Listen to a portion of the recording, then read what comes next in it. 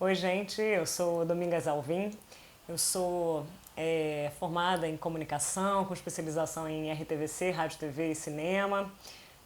Fiz Direito, né, na PUC, na Católica de Petrópolis, e Letras na UFMG. Atualmente trabalho com vídeos, trabalho com performance poética, trabalho com declamação, trabalho com poesia, escrevo.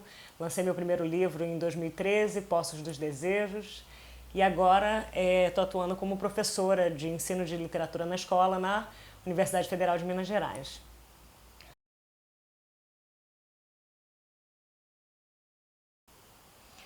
Em relação à minha experiência com a literatura, bom, eu sou filha de uma psicóloga que era professora também de literatura na escola, e eu sou filha também de um arquiteto que era professor de filosofia. Então, livro para mim, letra, palavra escrita, era uma coisa que na minha vida sempre fez parte. A gente morava em Angra dos Reis, que é de onde eu sou, e a gente tinha em casa um sótão, né, que era o tamanho da casa inteira, e era uma biblioteca. Meu pai botou inúmeras estantes e colocou vários livros e tal. Então eu me lembro que quando eu ganhei aquela minha casinha da Emília, aquela casinha de pano, que a gente botava as madeirinhas, eu levei para o sótão e lá eu usava os livros para fazer de muro para casa, para fazer de mesinha, para eu botar minhas coisas, para chamar minhas amigas para a gente conversar. E os livros eram os banquinhos. Então, o meu contato com os livros, ele não era só a palavra, né? Não era só a história. O livro físico, ele já tinha uma função lúdica, muito divertida para mim. E eu me lembro que quando eu era criança, minha mãe dava aula e ela ganhava aqueles catálogos das editoras, e aí ela passava todos para mim, porque eu adorava ler. Meu pai sempre lia para mim antes de dormir, minha mãe também sempre leu para mim, então eu fui criada com a palavra. E aí minha mãe me passava aqueles catálogos e falava: Domingas, escolhe os livros aí que eu vou adotar para os meus alunos. E aí eu lia, ela pedia, escolhia, pedia, eu lia todos e falava: mãe, esse aqui é bom para isso, mãe, o tema desse aqui é bom para aquilo. Então eu tinha essa função lá em casa, né? E além disso, na literatura também, eu tinha um professor de português, o João, que era, se eu não me engano, na quinta série, que ele passava os livros e ele sempre queria saber: mas Domingas, o que você achou desse?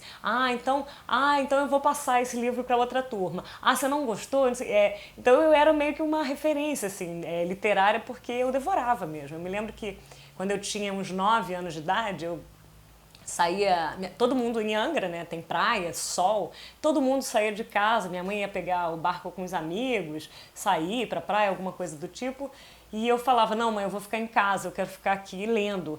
A minha mãe ficava doida, domingo de sol, você vai ficar em casa fazendo o quê? Enfurnada nesse quarto. Eu falei assim: eu vou estar vivendo a minha vida. Para mim, ali dentro daquele espaço, com aquelas palavras, aquele mundo de magias, eu podia ter a oportunidade de viver várias vidas, de estar em vários tempos, em vários espaços. Então isso para mim era muito privilegiado, muito mágico mesmo. Você se interessava pelas aulas de literatura, participava, como que era? Isso te inspirou, essas aulas te inspiraram a escrever em algum momento na escola? A literatura na escola, para mim, já era mais ou menos que uma espécie de continuação do que eu já vivia em casa. Então, para mim, ter aulas de literatura na escola era simplesmente uma continuação. Eu me lembro que eu via os amiguinhos, né, do colégio sem muito interesse, lendo aqueles livros, e aí eles pediam para eu ler e contar a história para eles, e aí eles faziam a prova e se davam bem. Isso para mim sempre foi assim muito natural. É claro que a escola te dá uma outra bagagem, né? De repente te aprofunda, te faz prestar mais atenção nessa coisa ou naquela, mas a minha inclinação já era natural. E eu acho que também dei sorte de ter como professora, acho que na sexta, na sétima, a minha própria mãe, professora de literatura. E a minha mãe é uma excelente contadora de histórias. Sabe aquela pessoa entusiasmada, aquela pessoa que quando chega em qualquer lugar com aquele sorriso lindo e encanta? Então ela naturalmente contava aquelas histórias com tamanha efusividade que para mim o texto ficava ainda mais gostoso, ficava ainda mais saboroso, né? Aquela coisa do saber e do sabor do Barthes era muito muito conjunta, assim. E nessa época, eu me lembro que, não, junto com a alfabetização, nessa época um pouco mais cedo, né, uns 6 anos, eu já escrevia. Eu escrevi meu primeiro poema, minha mãe achou esses dias lá em casa. Eu acho que eu tinha uns 5, 6 anos, foi na classe de alfabetização, que era um poema em que eu fazia aquela coisa da batatinha quando nasce, que eu fazia uma paródia desse poema e colocava outras pessoas. E eu me lembro que na terceira série, eu tinha 9 anos de idade, teve um concurso da Petrobras de redação. E era um concurso assim para crianças de 8 até 18 anos, adolescentes. E eu fui a vencedora do concurso da escola, lá na escola, porque era para falar sobre ecologia. E aí, em vez de ficar falando sobre ecologia de uma forma, né, eu contei a história de uma formiguinha, que a formiguinha, ela queria passar para colher as lavouras e alimentar o filhinho dela. E ela não podia, porque com essa história de poluição ela tinha muitos obstáculos e os rios estavam subindo. E, enfim, eu inventei uma história mirabolante lá e essa história me rendeu essa premiação. Assim. Então, eu fui sendo incentivada e fui recebendo, né, alguns louros mesmo dessa minha trajetória. E isso sempre me impulsionou, né, a querer seguir por esse caminho mesmo.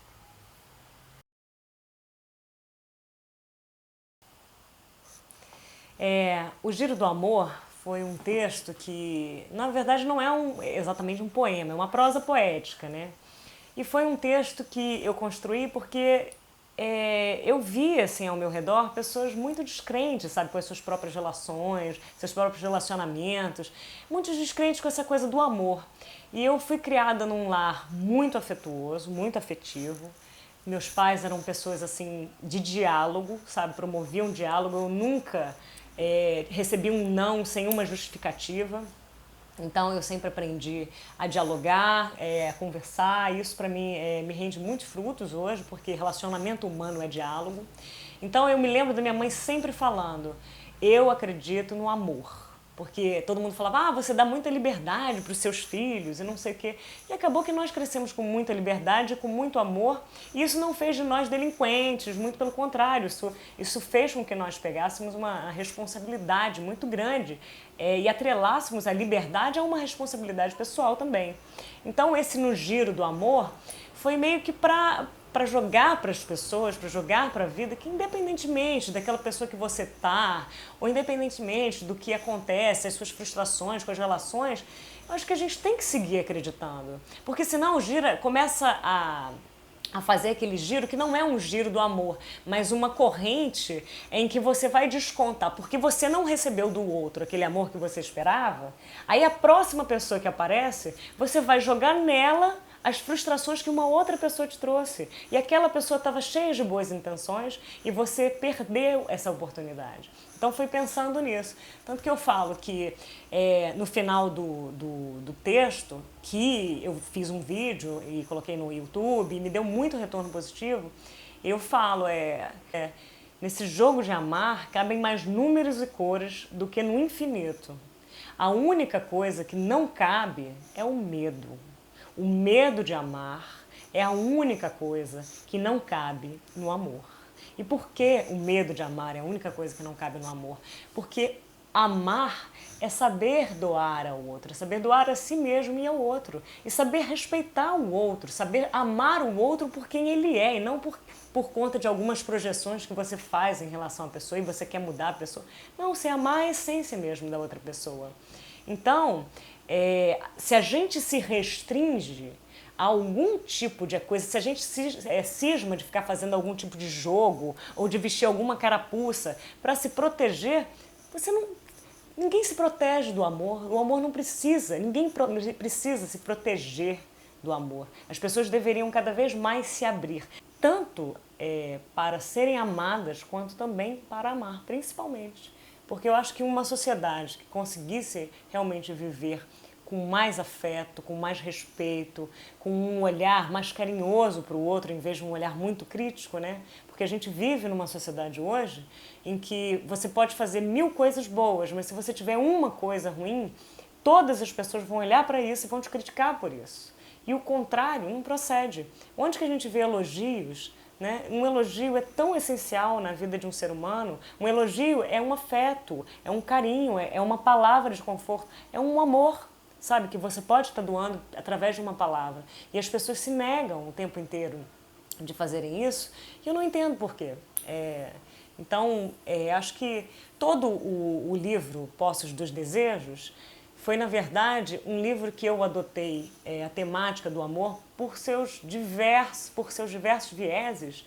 E foi o meu primeiro livro, sim, tem algumas eloquências meio juvenis, e eu quis fazer isso, foi consciente, porque eu precisava prestar esse tributo a esse sentimento que, para mim, realmente é o sentimento mais valoroso da vida e que me justifica enquanto ser humano. Náutico. Eu velejo, com as velas içadas na brisa, os seus sonhos. Eu velejo, pelo mar das ondas curvilíneas, o seu corpo. Eu velejo, contra a arrebentação que quebra nas juntas da sua pele. Eu velejo, pelos estreitos dos seus sorrisos, asas das minhas palavras. Eu velejo, até ancorar no seu fundo, mergulhar de cabeça nas areias do seu espírito. E com os braços enroscados no seu ventre sem fôlego, eu afundo, como nenhum submarino afundaria, nos oceanos da abissal magia de todos os seus gestos. Sobre o papel da poesia na sociedade de hoje, eu vi uma entrevista com o Arnaldo Antunes, que é um músico, poeta que eu gosto, e ele estava falando que a poesia hoje sobrevive muito na música. Eu concordo com isso, sim. Eu acho que a música traz muita poesia. Eu acho que os colégios deveriam explorar esse lado mais musical e, de repente, um pouco mais próximo do aluno para funcionar como uma porta, né? Para, de repente, uma poesia mais canônica, né? Mais tradicional e tudo mais. Mas, fora isso, eu acho que o papel da poesia na sociedade de hoje poderia ser uma espécie de olho mágico, sabe? Por onde as pessoas poderiam olhar tudo que elas estão perdendo nessa vida que está muito concreta, né? Muito concreta no sentido de cinza, né? Tudo é feito de concreto, tudo é materialidade, tudo é consumo, tudo é produto, tudo é automatismo, sabe? Você entra num projeto, você faz o projeto, você não goza com o processo, você não valoriza o aprendizado, o fazer. Parece que está todo mundo só buscando um resultado, mas aí alcança o resultado, depois você já tem que ter um outro projeto para suprir aquilo. Então as pessoas parecem que estão realmente vivendo assim numa conformação de horários, num bate-estaca e passando pela vida sem parar para apreciar, para olhar para a vida. E eu acho que o grande trunfo do poeta é ele conseguir manter, depois de adulto, essa criança, né, que é capaz de olhar para um cabo de vassoura e ver um cavalo, que é capaz de olhar para um cabo de vassoura e no minuto seguinte ver uma vassoura de bruxa, ou então ver uma espada de um herói medieval, sabe? E o poeta pode fazer isso. O poeta, a partir da linguagem, a partir da recriação do mundo, a partir de uma observação mais sensível mesmo, uma observação que vem menos com o intelecto e passa muito pelo coração, ele consegue abrir essa porta, sabe, para o leitor. E eu acho que a poesia tem que entrar no colégio, nas escolas, para os alunos dessa maneira. E não de uma maneira muito, olha, poesia é muito complexo, poesia é uma coisa muito séria. Não, vamos brincar, pega o Manuel de Barros, sabe? Um cara que consegue ver a poesia numa pedrinha, sabe, no meio do chão e mostra para a criança como o olhar dela é poético e tira dela esse olhar e devolve através da poesia também esse olhar para o adulto. Eu costumo dizer que o adulto é um grande adúltero da vida, porque ele cria várias crenças sobre si mesmo, sobre o outro, sobre trabalho, sobre dinheiro, sobre tudo, e acaba que passa pela vida sem de fato apreciá-la, sem de fato olhá-la, sem de fato se sensibilizar com o mundo. E o mundo está cheio de coisas lindas, o mundo é um projeto divino de inspiração. Então a gente poderia parar e começar a olhar usando a poesia, começar a olhar para o mundo com essa magia, né? E eu acho que a poesia poderia ter esse lugar. Eu acho que os professores nos colégios que trabalham com literatura, eles teriam que reaprender a poesia, porque eu acho que a poesia da maneira que ela é ensinada no colégio, ou pelo menos como eu aprendi, ela era muito o que é rima, o que é verso branco, o que é verso livre, e não uma discussão de vamos pensar nesse poema como uma produção de sentidos, como um mundo mágico criado por uma linguagem, um mundo que existe, mas não existe, sabe? Uma coisa mais lúdica, uma coisa mais sensível, uma coisa que toque mais a pessoa a partir de um sentimento do que a partir de certas regras, né, que são impostas, que você tem que decorar e que depois você não usufrui aquilo. É uma apreensão através de uma certa decoreba do que uma fruição daquilo. Então eu acho que a poesia poderia ter um papel muito maior, mas teria que ser resgatada por um outro ângulo, de uma nova forma, para ela conseguir seduzir, né, essas crianças que hoje estão na sociedade e numa época virtual. E já existem também vários projetos que envolvem outras mídias, né, e trabalham uma poesia visual, uma poesia mais que envolve vídeos no YouTube. Um professor pode se valer desses meios para apresentar a poesia de uma maneira menos chata, menos tradicional, menos formal e com isso seduzir essa criançada que está vindo que nasceu nessa época, na época do computador, na época da intermedialidade, né? Aproveitar isso para reinserir a poesia nesse contexto.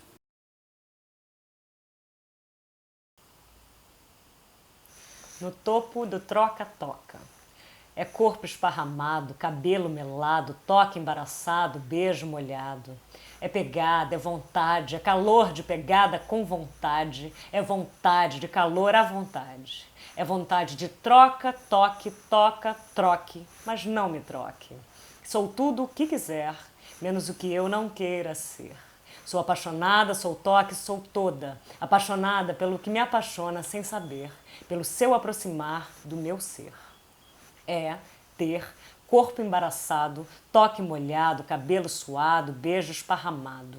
No seu prazer que toma corpo na minha falta de poder, que me ganha ao meu te ter. Toco, me troco, me toda. Você quer? Pode querer. Eu topo. Eu no topo ou você é um top. Topo roupa de pele suada, topo pele sem roupa molhada, topo corpo suado, cabelo embaraçado, toque molhado, beijo melado. O meu onde no seu lugar e o seu lugar na minha desordem. No meu beijo embaraçado, no meu corpo melado de suor molhado, de tanto a gente se tocar, de tanto a gente se trocar.